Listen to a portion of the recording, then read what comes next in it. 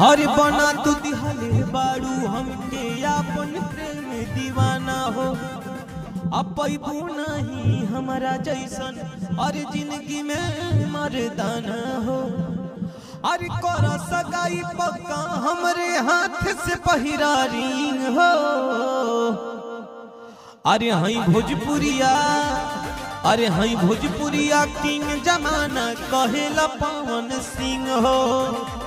अरे हई भोजपुरिया किंग जमाना कहेला पवन सिंह हो।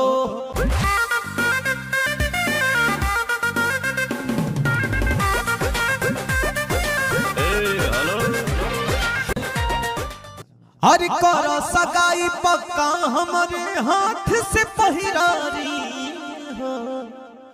अरे कर सगाई पक्का हमारे हाथ से पहिरा रिंग हो। अरे हई भोजपुरिया किंग जमाना कहेला पवन सिंह हो। अरे हई भोजपुरिया किंग जमाना कहेला पवन सिंह हो।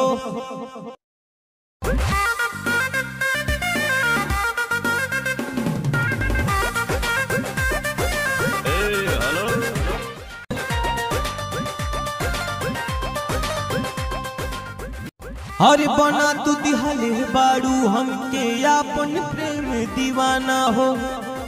अब पैबू नहीं हमारा जैसन और जिंदगी में मर्दाना हो।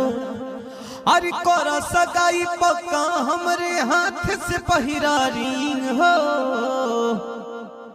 अरे हई भोजपुरिया, अरे हई भोजपुरिया किंग जमाना कहेला पवन सिंह हो। अरे हई भोजपुरिया किंग जमाना कहेला पवन सिंह हो।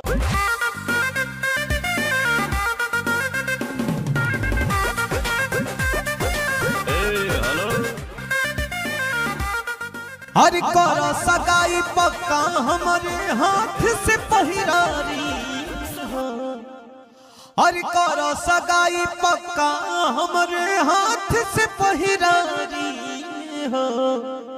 अरे हई भोजपुरिया किंग जमाना कहेला पवन सिंह हो। अरे हई भोजपुरिया किंग जमाना कहेला पवन सिंह हो।